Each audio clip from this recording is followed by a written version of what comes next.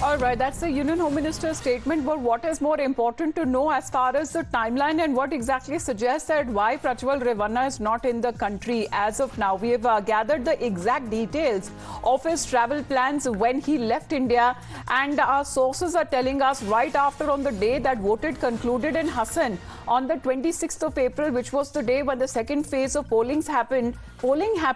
Later that night or early in the hours of the next day, which is the 27th of April, Prajwal Revanna took off for Germany. He took the 2:10 a.m. Lufthansa flight from Bengaluru to Munich in Germany.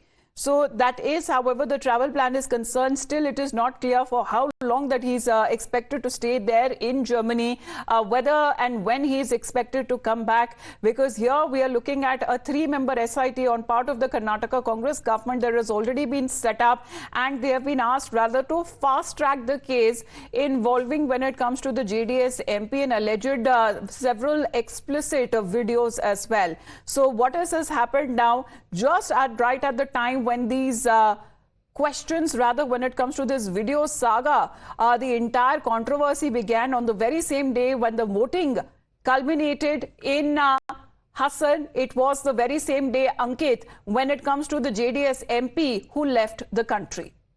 Amita, we have accessed the full details of the flight he took, at what time he took it and where he went to. So basically on April 26th, voting was held in Hassan constituency, his constituency. Later that night, he went to the Bengaluru airport, and at 2:27 a.m. is when his flight took off. Which is his flight? From what our sources tell us, it is the Lufthansa LH765, the flight from Bengaluru to Munich. So once again, he took off at 2:27 a.m. late at night, right after polling ended on Saturday, the next morning.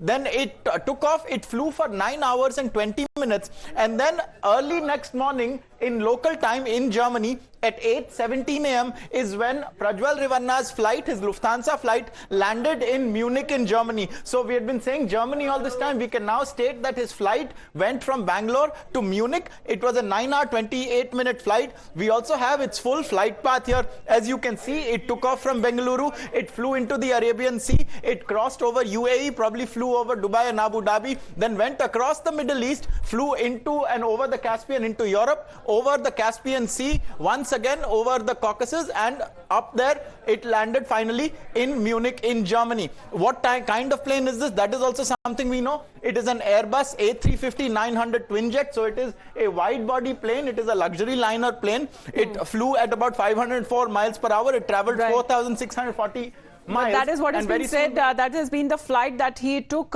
when it comes to flying down from Bengaluru to Munich in Germany there. But how long is his stay going to be there in Germany, Neha, if there are any details of his travel plans that we've been able to access?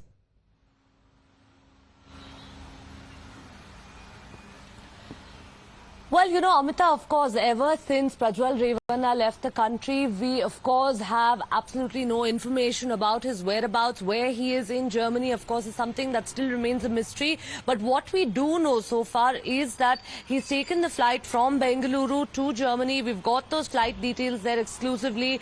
As far as his stay in Germany is concerned, we've heard from his father just yesterday, H.D. Revanna, who said that, you know, this was a planned travel and he had no idea that there was going to be an FIR, there was going to be an SIT, that this information was not available with him when this travel was planned.